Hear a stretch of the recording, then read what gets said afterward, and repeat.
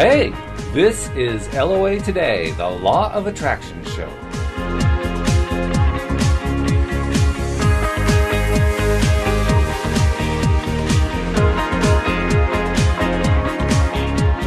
Welcome to LOA Today. My name is Walt Thiessen. Today is Wednesday, March 13th, 2013.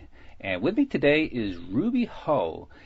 Rubi is, he's a remarkable story because he is an immigrant from Vietnam who entered the United States the day after the fall of Saigon as a poor, homeless 4-year-old boy, and his path to personal and professional freedom success was neither easy or void of significant hardship.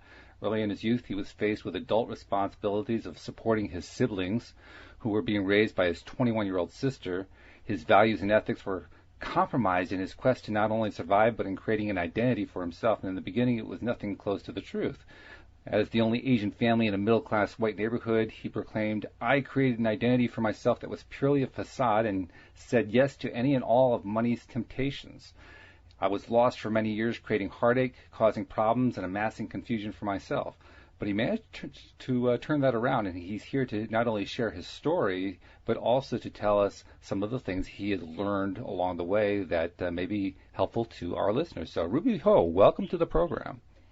Thank you so much, Walt, for having me here. I'm honored to be here. Oh, we're glad to have you. I mean, I have to tell you, I love stories of this kind. I think most people do. The what you might call the rags to riches story, or the success story from difficult circumstances. And your story certainly encompasses all of that. You came here as a 4-year-old boy. How much of that do you actually remember? You know, that's a great question, and I get asked that a lot. I can tell you everything. It was so vivid. Really? Walt, in those times for me. Well, think about it. It was actually one day before the fall of Saigon, and so much was going on.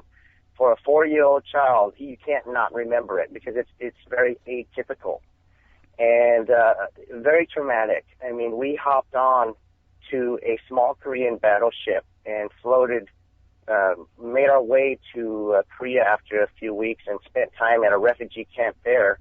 And then from there, we ended up at a refugee camp in Fort Chaffee in Arkansas. Very traumatic. And within a few weeks, we ended up in Denver, Colorado. So a whole lot. And I wrote about it in my book because I had to. It was a definite form of release for me. Oh, I can imagine. I mean, just going through all that time, I can see how it would be just kind of etched on your brain. Yeah. Well, think about a 4-year-old child who's playing in the streets, and all of a sudden mom says, we have to go, like, now. And the thing that a lot of people don't know about my story is actually we were separated from my 2 sisters. Really? There's 10 of us total in the family, and because my 2 sisters were up north, they just could not make it in time. So it was really a time of big-time chaos. It was chaos, and it was disruptive. I mean, it basically tore your family apart. Tore your family apart, and as a 4-year-old child, you have so many questions that can't be answered because there's no time to think. You just move. Yeah, exactly. It's basically, in a sense, running for your life. In the literal sense of the word. I mean, we flew. We had to flee because anybody after that date, we call it the fall of Saigon, who would have been captured would have suffered the consequences of having now officially escaped from a communist country, and those consequences are not good. Just as a sort of a footnote to this, before we go into your story here in the U.S., have you been able to reestablish contact with any of those lost family members, or are they still lost to you? A wonderful question. You know, for the first 2 years, back in the 70s, of course, you really didn't have the benefit of email or Skype or anything else. It was just letter writing and the phone. So we didn't know they were alive. Now, though, we have been able to reacquaint ourselves, found out my sisters are doing very well, and I've been back in the past 6 years. Life has all worked out, and thank God for that. We're all doing great. We're all doing very fine, but for years, we didn't know. That's really a terrific ending to what I'm sure is a very difficult story, and you're going to be telling us that story, but it's really fantastic. You were able to reconnect with your family. Yeah. That's really great. Yes. So you escape from Saigon, you escape from Vietnam, you go through incredible hardship getting out of that region of the world. You end up in America. Pick up the story from there. Back in the 70s, because of the huge influx of Vietnamese immigrants due to the war, there was a large sponsorship of churches. Certain members would volunteer themselves up to take on a family. And lo and behold, there was a church family in Denver, Colorado, who sponsored us. And we were put right into a middle-class white neighborhood, unbeknownst to me, unbeknownst to my family. And they took us in, meaning they found us in an initial home. And it was interesting because this family, the Van Loosenmarks, picked us up in a station wagon because it was my mom, who was only 34 years old. The youngest was 1 month old, my little sister. I was 4, and the oldest was 12. And so there were 2 station wagons that picked us up, and they got us 2 pull-out bunk beds, thinking that we would want to sleep and be together. And so they left us alone the first evening and checked back on us that night just to find us, all 9 of us, sprawled onto the floor, cuddled together. They didn't realize a number of things. We just lived in literally a 2-room house. 1 room was where we slept. Mm. And so, it was so traumatic. We just wanted to be together. Mm-hmm.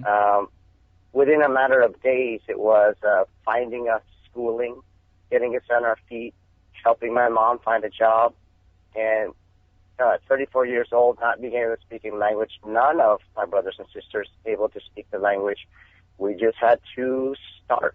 So bags in hand and clothes on our back, literally. Yeah. Well, we didn't have birth certificates.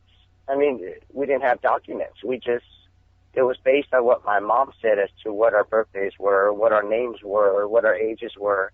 And here, mind you, with a person who didn't speak English at all. So, right. Talk about traumatic. And you're thrown into a society that you really know nothing about and whose values you know almost nothing about. It's an entire life that's in upheaval. Upheaval in a matter, literally, of months. Literally. Which is crazy. So how did you deal with that? How did you handle it?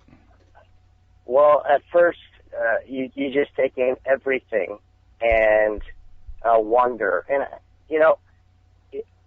I don't care how old you are. You could be 4, you could be 8, you could be 12, like my older brother was. There's a natural sense in us, and I thought about it.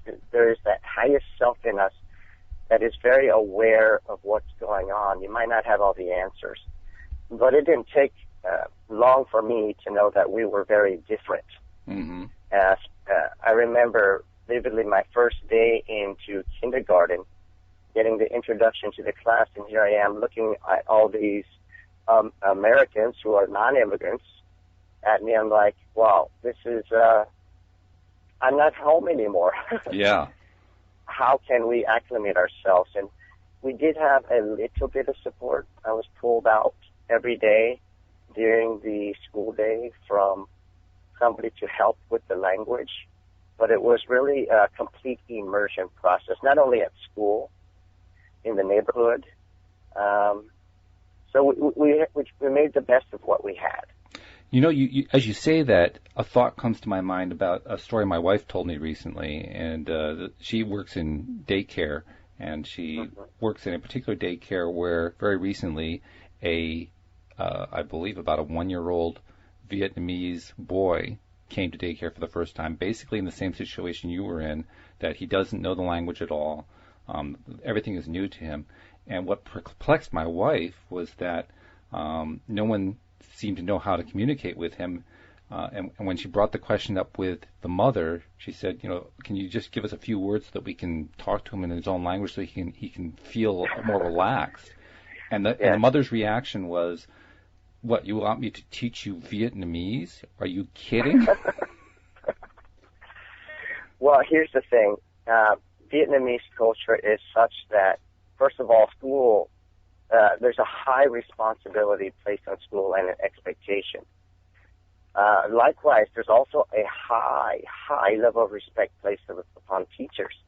Teachers walk on water. And when a parent, especially a Vietnamese parent, drops off their child at a school, it is absolutely given with 100% respect and trust, meaning the teacher can do whatever they want, meaning discipline you, whatever they recommend is whatever the parent's going to support.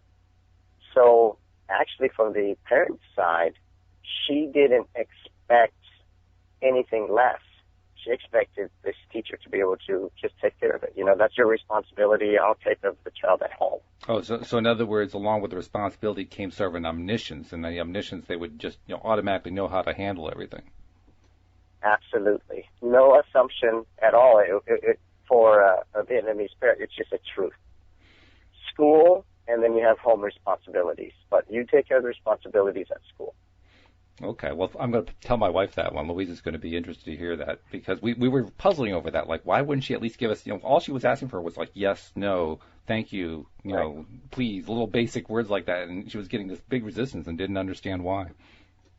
Yes, that's where it was coming from. So anyway, you were going through very much the same kind of thing, and you said that you did get at least some help with language. What was that like? There was a certain Vietnamese adult who would, I remember, would pull me out and go through some terminology. But honestly, my head was in such a tizzy, being exposed to so many different things, I don't think I heard one word he said. Really? And I'm sure that was that way for the rest of my brothers and sisters. My older brother, who was 12 back then, he just sat in the back of the classroom and drew. He's actually, ironically enough, a world-renowned artist today, but he flunked his entire first year because he had no idea what the teacher was saying. And back in the 70s, there was no such thing as second language support. Mm-hmm. So, you're thrown in the deep end and you're expected to just make it. We were fortunate to all, quote, make it, but literally he flunked out the first year and had to repeat it again, but now he's doing fine. So we didn't have a lot of choice. Our choice was, you're in the deep end, swim or not. And our choice that we all made was, we are going to swim. But here's the thing, there are kids that you're around and there are adults. Adults naturally know how to be a little bit more nurturing. Let's face it, kids are kids. I was surrounded by kids. And I felt different very, very quickly. I felt like I didn't fit in very, very quickly because nobody could communicate to me. And plus you didn't look like anybody else in the room. Everybody else looked different from you. Right. Here's this little kid with black hair and everybody with blonde and brown hair. Right. So I don't want to say it was instinctive, but second nature is I'm going to fit in. I'm going to do everything I can to fit in because I just don't want to feel different. Which actually is not so different from the experience of other kids. It's just that yours was extreme. Extreme, yes. And, the extremism, of course, is the reason why I wrote Confronting My Elephants, because it had me go extreme for so many years. And the irony to it all, Walt, is that I absolutely lost myself in trying to fit in. Although externally I was very successful. I mean, I did wonderful in school. I mean, I was a straight A student through 12th grade, very, very good at sports and a great communicator. I was a natural chameleon, friends with the world, but it really wasn't for the right reason. What when you say you lost yourself, what does that mean exactly? I became a yes man. And pretty much, teacher expects this, I became that. Right. Friends expect this, I became So that. you essentially were molding yourself to expectations. By everyone else except myself. Right. That must actually By wreak everyone havoc else with you. except myself. I mean, that's got to wreak havoc with your psyche, with your mental outlook, with your sense of who you are as a spirit. It's got to wreak havoc in every way possible. Every way possible is a great word. You know, where it was natural for me was to be a chameleon. You know, I could just be that person for everyone. So, you know, in a sense, as long as I was doing that, I really didn't have to think about the big question of who am I? Yeah. Right? Well, that must have hit you at some point. When did that finally come through that was a question you had to deal with? I don't like to say this, but the bottom line truth is I kind of hit rock bottom internally and externally. It was not until my early 30s that here I had this great financial, at least on the front, you know, financial, business, professional success, but I was also married, and I'm still very happily married, but married to my wife, and I was kind of pulling her into the mix. And, you know, at the end of the day, when it was silent, I did start finally asking, you know, is this me? And the answer was no. So you actually went through not only an educational development, but an early career path that was highly successful. And having achieved a certain high level of success, that's when you finally came to the question of, who am I, and is this really me? And you answered, no, it's not. That's a remarkable thing all by itself. Well, you know, you're forced to ask, and this is another thing that I share in my book, and that's why I really, my mom, when I was the age of 12, was actually killed in a drunk driving accident. Oh, I'm so sorry. Yes, and so my sister, that's how, at the tender age, so picture this, tender age of 21, my wonderful sister had just turned 21 1 month prior to my mom passing away. And I remember vividly her coming into the room, us, all the kids, in absolute denial that this was happening. Because I never knew my father. We were separated during the war. And here she was, at the age of 21, having to take care of 7 of us. Oh. The oldest being 19, the youngest being 8, which was my youngest sister. And so we were forced, my family, my brothers and sisters, to ask the question at a very young age, what, excuse my French, the hell is going on?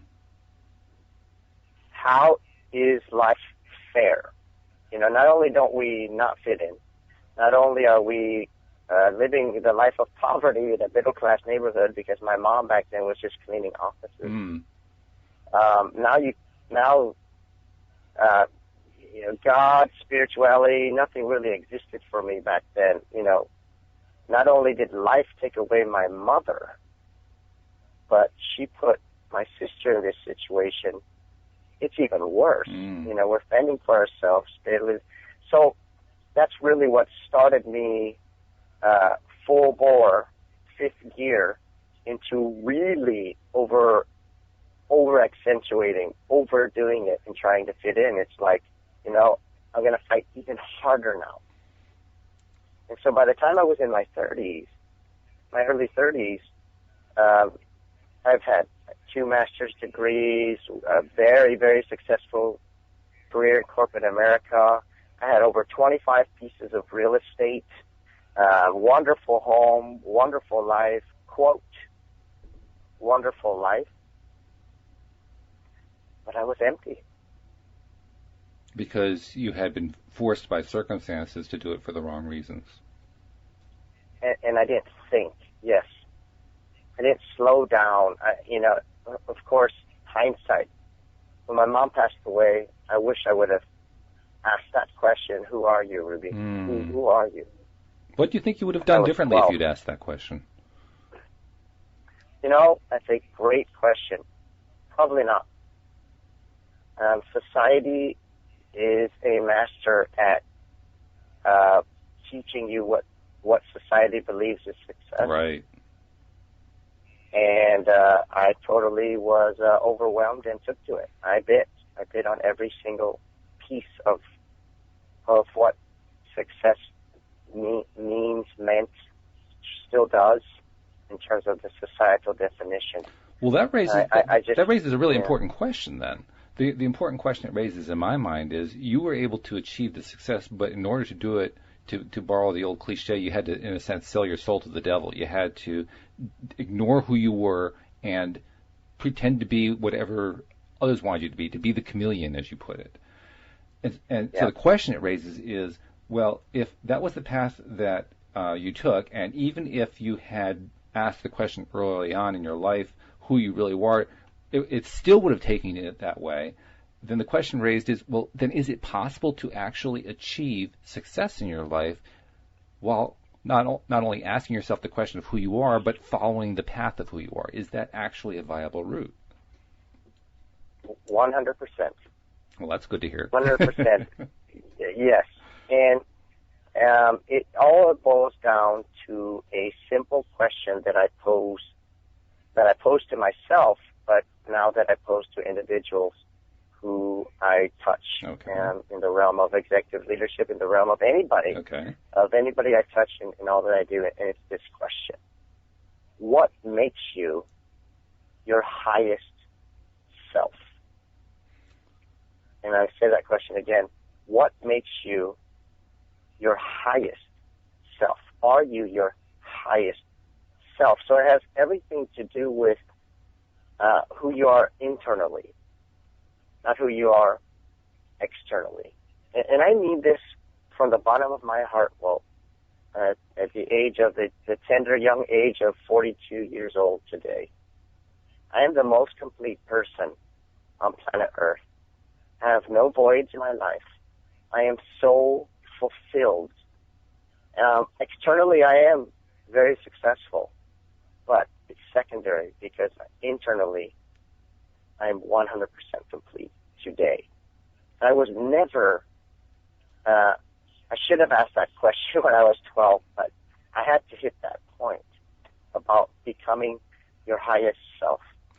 And let's take a moment to define terms a little bit, because we hear that term highest self a lot, but it's very rarely defined in a way that satisfies me anyway. What does highest self, what does the highest part mean to you? Well, first of all, you have to ask the question of who are you really? Okay. And, the second question behind that is, what really defines you? Okay. And this is not a answer off the top of your head type of answer, but when all is said and done, and you are by yourself and you're reflecting on your life, you take some of the most, the highest moments in your life where you were happy or where you are happy, and you start to surround yourself with the pieces of evidence of what helps you to become and be happy, to define who you are. And then conversely, reflect back on the moments, the times in your life where you are just at the bottom of the barrel. And what components of that part of your life attribute to you being at the bottom of the barrel. Mm-hmm. It might sound even cliche, but I do believe that everybody has a special purpose on planet Earth. Everybody has a very, very unique and special design to them. Okay. I ask people to be positively selfish with this question. What do you think you do better than anybody on planet Earth? That's a question that's going to challenge a lot of people. That's a question that a lot of people are going to feel challenged by, because I'm sure you ask that question, you get a lot of blank stares. Walt, all the time. but I know beyond the shadow of the doubt, though, that everybody does have a unique talent whether they went to school for it, it doesn't matter, because I know I had it as a 12-year-old kid. My ability to be a chameleon, to just adjust and see gaps and connections and hit them, I've always had that. And talking to you, Walt, you, with your natural insight, capability to listen, capability to do all the things that you do, I know beyond a shadow of a doubt you were able to do that all your life. True. Without a doubt. And so I know everyone has a special, unique, natural talent in them. I also know that everybody, if they're honest with themselves, knows that they are capable of being great. And it's probably... But it is... I'm sorry, go ahead. Yeah, go ahead. Well, it's society that throws the temptation out at you that, greatness is defined by the car that you have. Greatness is defined by the title that you have. Greatness is defined by how you look. Greatness is defined by the clothes that you wear. But if you're, that's not true. I'll have society that does define that, the things in society that does cling on to that probably tackle me now, but it's not true. And I know this for a fact because I've lived through it all at a tender young age already, and I know it not to be true. In fact, you've been through the entire range of it, from the very lowest to the very highest. The entire range of it, Well. Yeah. But here's the crazy thing. When I started to let go, it all came back. The external success. That's another phrase that people use a lot, letting go. What does letting go mean? It is letting go of what you believe defines you in terms of the societal definition, the things, the title, the money. So let's give the next sentence. You let go of that, and you start to embrace who you are. So let go of what you believe society terms what success is, and start to run to and embrace who you know you are in the purest sense.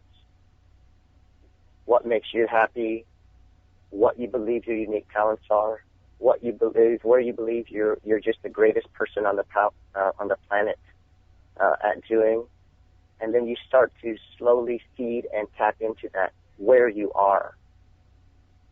That's what I mean about letting go. Okay. Now, a moment ago, you mentioned, I asked you to describe what you meant by highest self, and you talked about thinking about those times in your life when you felt happiest and those times in your life when you felt the most down. Let's tie in a little bit more closely this concept of highest self with the concept we just discussed. In other words, what role does that process play in understanding who you really are? Well, I'm going to go a little spiritual on you, okay? Oh, that's cool. And, quite all right. Okay. The reason why I term it highest self, one of the homeworks that I have people do is identify the 5 people, present, past, on the planet that they truly admire most, meaning want to become. Okay. So that's just a starting point. Sure. What are the attributes? What are the characteristics? But ultimately, I want them to keep on going, because the first goal is hit that mark, but don't stop there. Keep on going. And when you think about the word highest, where you're going to break the physical plane, there's only one highest. Whether people call it the universe or life, it's God. By aspiring to become highest self, you develop this wonderful, spectacular relationship, very real and personal relationship with God. So when we say, and it is a true faith walk. So when we say highest self, what we're really saying is our most spiritual self, that side of us which is the most spiritual. And frankly, it's the infinite.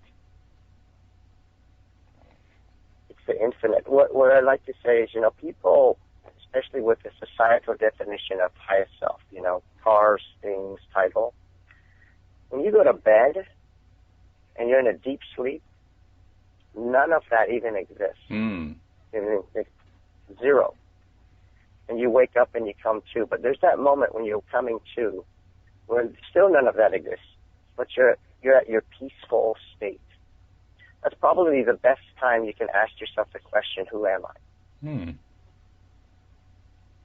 That's an interesting point, although I have to admit, as I kind of think to those times when I've been in that waking state just before life starts pouring itself in on my consciousness, I find that I'm rarely in a mental place where I feel I can actively ask that question, but nevertheless I can see where that would be the best time to ask it.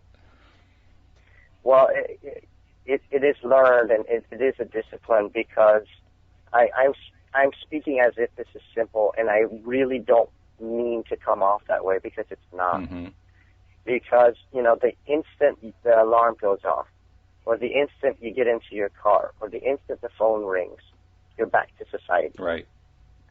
You're back to what's fresh. You're back to those temptations. You're back to what you might believe defines you. And that's fine, so long as you don't ever stop pushing the envelope to getting to your highest self. And I promise you this, Walt, if you go out on any social event or have a dinner event with your closest friends, and you simply ask them, do you believe you're your highest self? People know. They'll be able to say yes or no, even if they ask, what do you mean? They really know. Because and the reason why they really know, because I'm speaking from my personal perspective, if you would have asked me that question, I'd be able to say, almost, but not yet. And the not yet comes from because I know there are voids in my life still, or there are things I'm not happy with in my life still. And so the second thing that I offer to people, besides, finding the 5 people you admire the most, is where are there still voids in your life? Yeah, where are you still not complete in your life? That's the ultimate question of why we're still here, really. Amen. Because that is those components in our life, in my life, used to be those components that were stopping me from becoming my highest self. And that's really why I talk about confronting my elephants, but, confronting your elephants, because at the end of the day, these things that we avoid, not only are they stopping us from becoming our highest self, but they, by the very sake of us avoiding them, will become elephants. Thinking about, reflecting on my life since I was a child, what I started to avoid was less avoid, but more try to not become, was just being seen as different, being seen as less. And so anything that would impact me being seen as less or different, I would completely divert from. So one would be admitting that I didn't have money. So frankly, lying through my teeth that I didn't have money. So instead of, hey, Ruby, can you go out and play at the arcades right now? No, I can't play at the arcades. I'm going to work at home. But the reality was I didn't have any money. I avoided, but frankly, I avoided truth. I avoided speaking the truth. The facade of that became huge because I avoided it. And so, because I didn't want to be seen as different or having less, what I avoided became huge, so that the lies became huge. And so by the time I hit my early 20s, I was seen as this dynamo who was, had 2 master's degrees, very successful career in corporate America, had all this real estate, and would not be as open in saying, well, along with the real estate, I was struggling to keep my finances up, on the verge of bankruptcy because we were $3.3 million in debt, having to carry $15,000 a month still paying mortgages, juggling left and right. But I wouldn't let society know that. Sure. Because, as soon as they knew that, well, I would be totally ridiculed and say, this guy's not successful. He's struggling like everyone else, Mm-hmm. But, I'm going to keep this going because I look so successful, Yep. And that's how it becomes an elephant. Mm. But by the time, it becomes an elephant, who wants to tackle an elephant? Who wants to confront an elephant? And the reality is, all of the things we avoid that impact us becoming our highest self compound years of this avoidance. They are elephants. And so when you think about the question of highest self, and the reason why I pull in spirituality and God, I'm telling you, there's nothing but somebody or something that is in the infinite space that's going to help you tackle something so big. It's not going to be just the local, and not to belittle any, this is not a belittling statement, but just the local person, the counselor or the therapist or whatever. This is an elephant. You can get help from them. But ultimately, if you're not aspiring to become your highest self, you'll lose hope. You'll think it's not conquerable. And at the end of the day, speaking from personal experience, I absolutely know it is, because it's me. Now, when you my life. when you hit bottom, it was roughly in your early 30s. Is that right? Yes, I was 32, 33. And what I mean by rock bottom was, let me give you the picture. We were, my wife and I, my angel on earth, a very successful career in corporate America, 25 units of real estate property, just doing well, paying the bills, but it was just paying the bills, barely able to month by month. $3.3 million in debt, mind you, in terms of total real estate, balancing and making ends meet. But I was moving left and right without the ability to slow down. And I just had to ask, I'm like, how? This is not me. I don't want to live the rest of my life this way. It sounds like your life was almost a series of fires, and you were running around putting out fires. And it's like, but how do I do this? Do we go bankrupt? Do we do we completely let go and start over?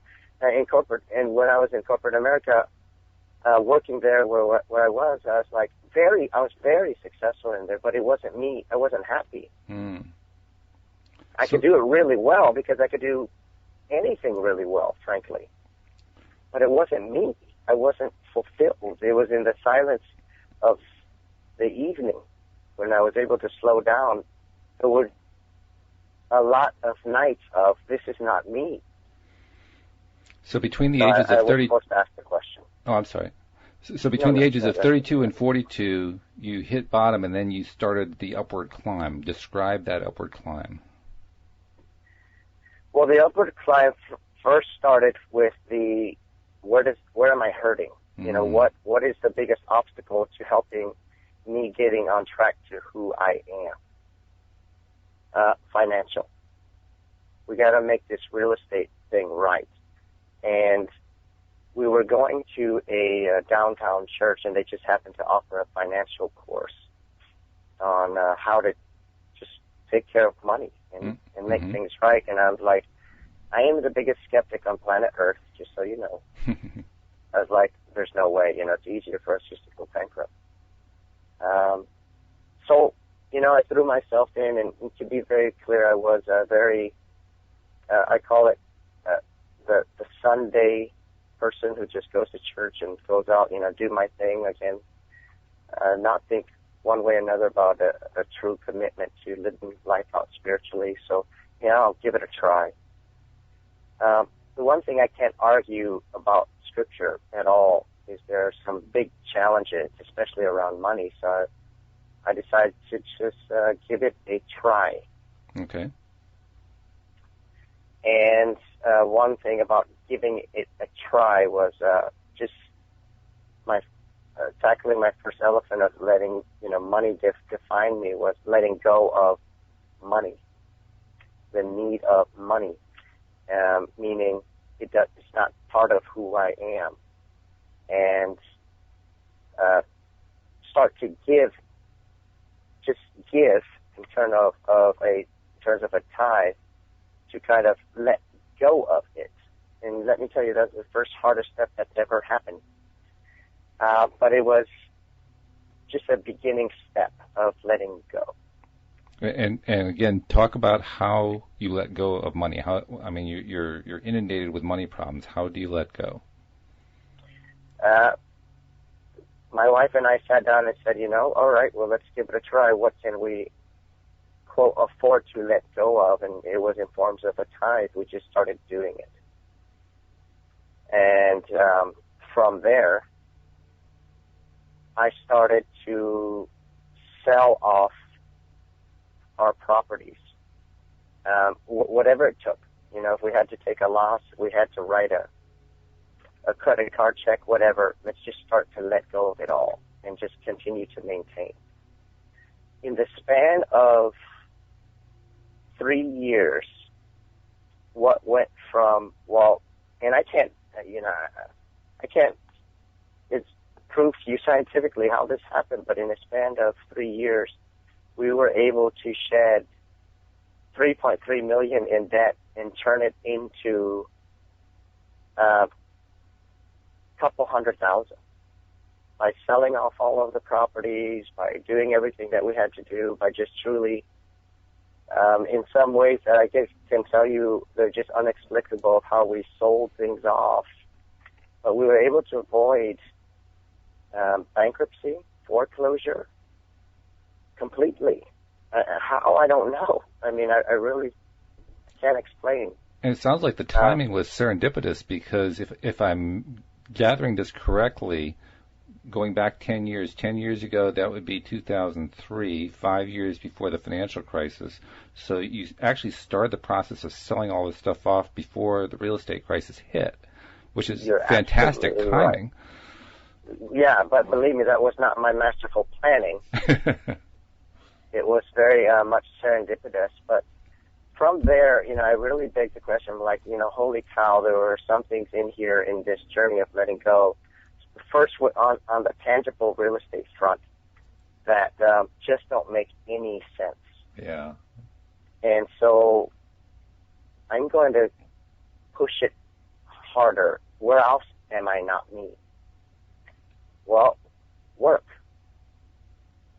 Although I'm very, very successful in this role that I have with this corporation, doing very well, this is not me. So I started saying, who am I? Who am I really? What do I do better than anybody on planet Earth? What do I have that's this natural talent? And you know what? It's always been in the development of people. It's always been in helping somebody become better. Talk about that for a minute. In terms of when you were going through your corporate career, early years and so forth, and everything was starting to build for you and so forth, you still maintain that your greatest strength was helping other people. Talk about how you actually did that even before you were looking at who you are. It's funny. I was part of the Asian Pacific American Steering Committee, and we developed training programs to help the Asians of corporate America have a presence, because the natural stereotype in corporate America about Asians is they're introverted, they're not natural leaders, they don't speak out, they're great in their competence, but they don't have that natural leadership presence. And so it sprung from there, and then apart from what my normal role was, I created a program in my corporation of how to be your best self and also be a benefit to your company.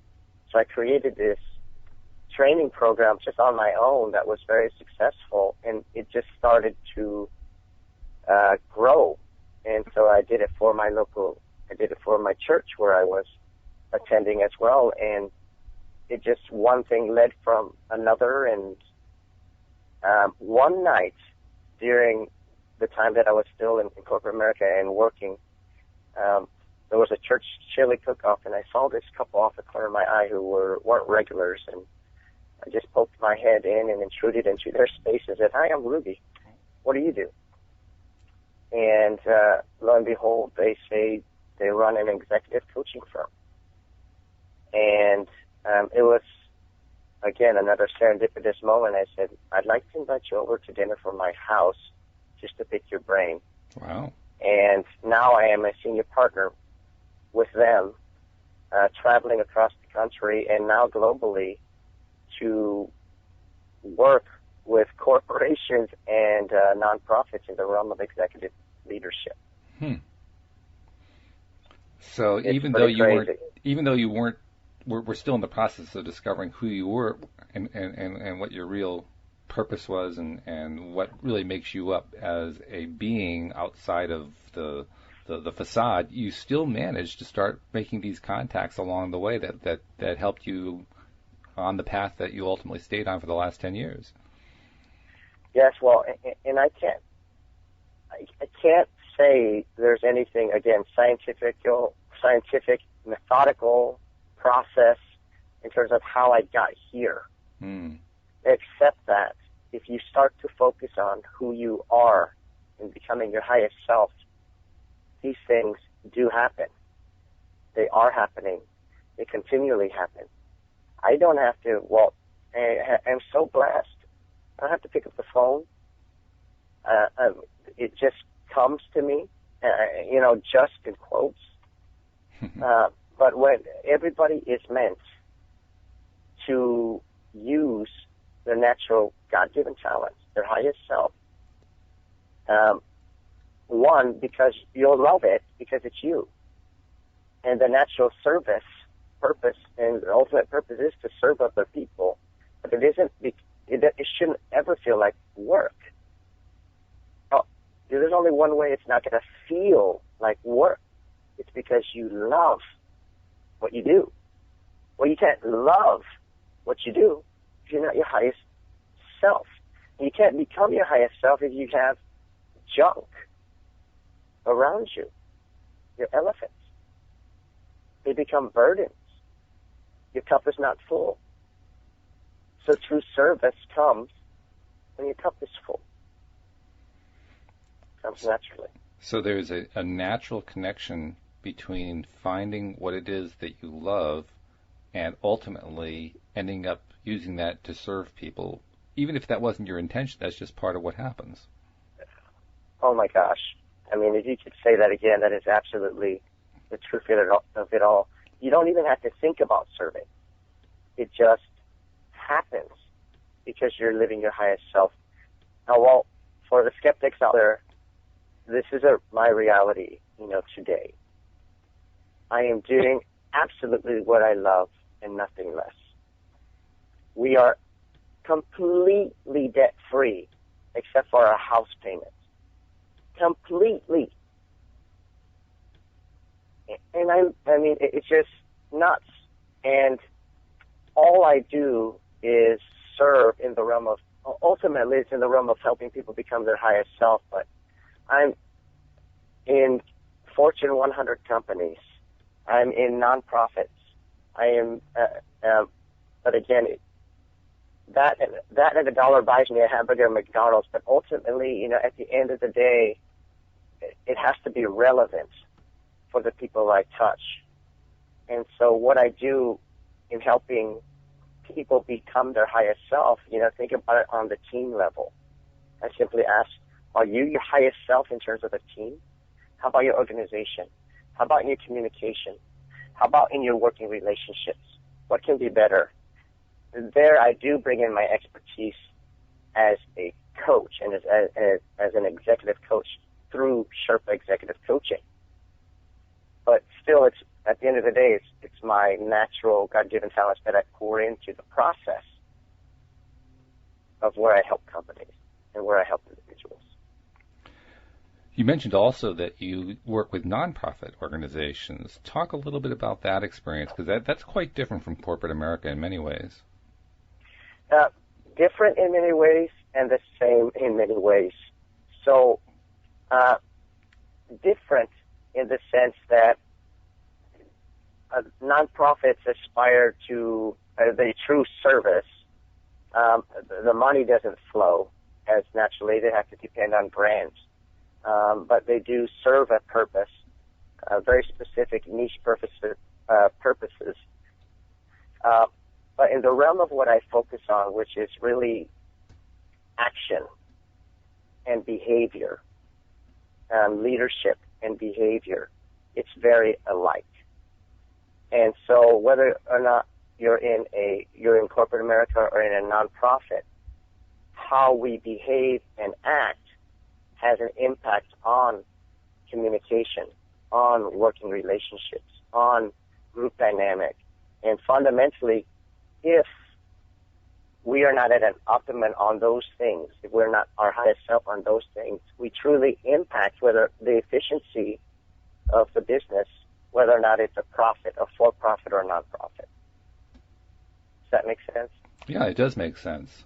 In fact, you used a term in there that kind of caught my attention. You used the term brand, and it's not a term that we normally associate with a nonprofit organization, but the reason it rung a bell with me is just a week ago I did an interview with another gentleman, another author, also a speaker in corporate America, and he was making the point that the only kind of brand that really counts is the one that represents who you really are, which is tying in directly to what you're talking about here. I just found that to be a fascinating parallel.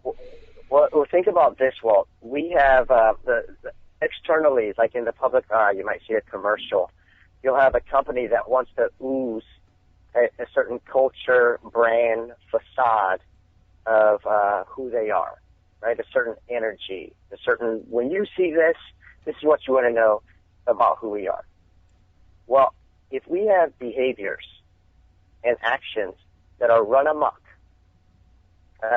in relationships, in the individuals, in titles, in top-level executives, what the public eye doesn't know, everybody internally knows there's also a certain brand that's being given off. Mm. And sometimes it is a cesspool, really bad negative brand that's being given off internally. And that absolutely has an impact on the business ultimately, because nobody wants to stay. There's not a high level of retainership. There are broken levels of trust. That's just a company waiting to break down. But on the public eye, they look fine. But internally, they're so broken. And you can see the tie of highest self. Well, there's not a lot of highest self going on in that company. Mm. And so now that's how I tap into my God-given talent to go and help in a very relevant and tangible way to make those things internally better, to remove those bottlenecks, because ultimately those bottlenecks will fundamentally break down a company. And correct me if I'm wrong, but in most cases where there is that kind of negative brand going on inside the company, the people, certainly at the top, and even many of the people in the middle levels, don't really notice that it's a brand. They know there's a negativity going on, but they don't realize that they're actually establishing a brand that's a negative brand. Well, they don't, or they deny it and look the other way, because this is a common statement that I'll get from a top-level executive who they're just not aware. Mm. And they say, you know what, Ruby, we are making plenty of money. We're doing great. This top-level person, might be a problem internally, but he's our dynamo. He's a rainmaker. Mm. Why should we focus on him? Because we're doing great. And then I'll turn it around, and I'll say, that is all true. But if you look at this person's leadership, if you look at this person's followers, if you look at the level of trust and credibility, how long is it going to last internally? It reminds me. What is the consequence you take? What's the risk you take? It reminds for not me of, addressing it. It reminds me of the old joke, the old story about the guy who's had a successful life, but he had run into hard times, and he was very, very frustrated, didn't feel like there was any way out, so he decided he was going to end it all by jumping off of a tall building. And he actually told some of his friends about it. I don't know why in this joke they didn't do anything to stop him, but that's the way these kinds of jokes go. But anyway, he goes to the top of the building and he jumps off. And about halfway down, one of his colleagues is looking out the window at him and says, "Well, what do you think of your decision?" And he says, "Well, it's been great so far." Yes. And that's pretty much what you're describing. You're describing a scenario in which people are saying, well, we got all this money, everything's successful, our rainmaker is making the rain, how bad could it be? How bad could it be? And what these executives and companies do know, and they can't deny, is ultimately it isn't the money that makes anyone completely happy. Money is never the number one reason, long term, why people stay anywhere. It has everything to do with relationships, with whether or not they're using their natural talents, with whether or not they fit in, with whether or not the group dynamic and the culture is such that it is nurturing. That is a truth. So for anybody to want to sustain even a nonprofit or for-profit, those things are critical. And before executive coaching came along, nobody really knew how to address, quote, the soft stuff. And this is the way. You do it by addressing those issue areas that have nothing to do with competency, but has everything to do with human dynamic. Yeah. We've gone through this whole journey with you, talking about where you started from and ultimately the place where you've reached right now. And a number of times in this conversation, we've talked about how money is not the source of success. Success is not. Money is not the source of happiness. Success is not the source of happiness. Doing well in the external things is not the source of happiness. So what is happiness? Define happiness, and how did you find happiness in your own life? Try to state it as simple as possible. Happiness, at the end of the day, has everything to do with living out who you believe, who you are, and has nothing to do with what you have. It's who you are, not what you have. But I'd like to say it doesn't mean you can't have those external things. They do come. And it is that old cliche, just do what you love, because it is your natural guide, your internal flame, your God self that is helping you take your steps. But by doing that, those external things come too. Because think about this. I posed at the beginning of our conversation, Walt, what do you believe you do better than anybody else on planet Earth? Mm-hmm. Well, if I know you do this better than anybody else on planet Earth, well, I want you. I want you to work for me, because I realize it, because I see the evidence, I see the fruits of labor of it, that you actually are better than anybody else on planet Earth at doing this. So there's going to be demand for you, natural demand that springboards from your fruit of just living out your highest self. So then the external rewards just naturally come. And this is not a boastful statement, but it is a fact. That is the reason why I don't have to pick up the phone anymore. I mean, I'm so blessed in that. I just give my all, which is my natural self. I help deliver successes for people who truly need help, organizations who truly need help. And they want more of it, not less, because they're experiencing the benefit, and then I get to just continue to be me. So it is definitely a win-win. It sounds like it. So ultimately, then, the cliche about happiness being an inside job, that it's not really anything to do with the externals, it's what's going on inside you. That's where the happiness comes from, and that's where it builds, and that's where it grows, and that's where it's real. That's basically the core of who you discovered when you were discovering who you were.